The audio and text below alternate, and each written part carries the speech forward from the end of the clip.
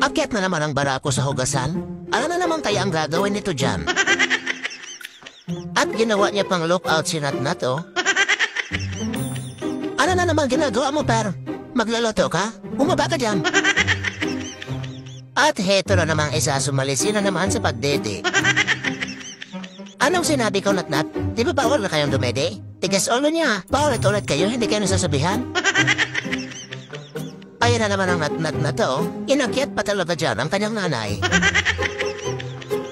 Ito naman mga barako nang susuntukan pa dito sa ilalim ng lamesa. Ayan, bugbugin mo yung anak mo at matigas ang ulo. Ngayon, hindi mo na madisiplina ang mga anak mo. Hindi nga yan sila tumatagal pag nakikipagbugbugan sa kanilang tatay. Kita mo naman ang katawan, napakalaki. Dito naman nga sa kabilang banda ay nagbubugbugan naman ang mag-ina. Anong ginagawa nyo? Diyan ba talaga kayo nasusuntukan? Di ka lalabas yan?